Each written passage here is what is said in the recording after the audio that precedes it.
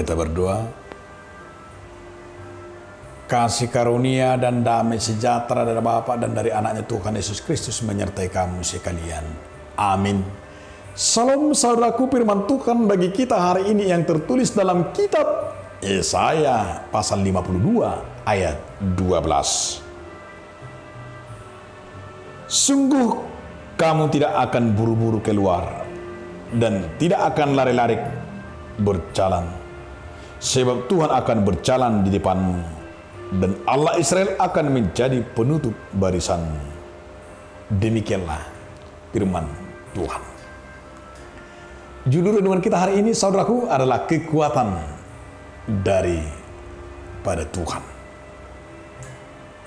Yesaya bernubuat bahwa Allah akan memulihkan umatnya, umat Israel.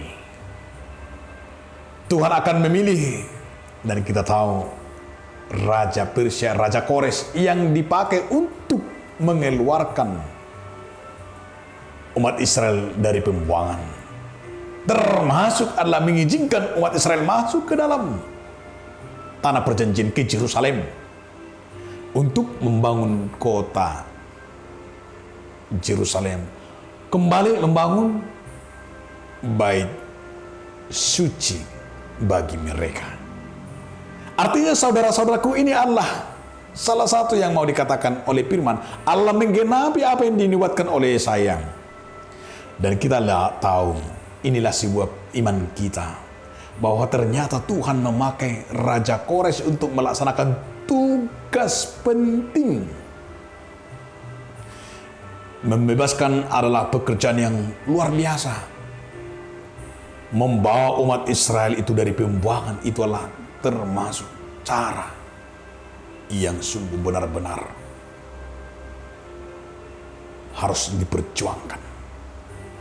Disinilah Tuhan mau menyatakan lewat Yesaya, di mana firman berkata, orang Israel tidak perlu buru-buru keluar dan tidak akan lari-lari berjalan, karena mereka akan mendapat izin dan perlindungan dari Raja. Enak sekali sebenarnya orang yang percaya bagi Tuhan, seperti umatnya.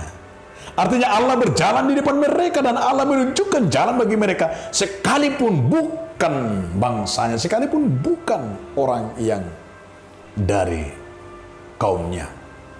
Ini yang menjadi perenungan bagi kita, bahwa Allah juga mampu memakai siapapun untuk menolong kita, supaya kita tak berjalan bersama Tuhan.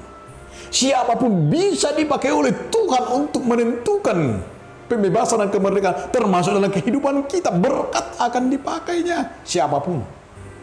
Dan hari ini juga yang dinyatakan oleh firman kepada umat Israel, termasuk Raja Kores yang telah dipakai Tuhan untuk menyatakan firman-Nya, supaya mereka bersabar dan tetap melihat segala rencana Tuhan itu bagi umatnya begitu indah. Nah, hari ini kita diberikan sebuah pedoman, permohonan kepada kita, agar kita tidak pernah buru-buru dan tidak pernah salah melihat setiap rencana Tuhan dari kita, tetapi hendaklah kita berserah.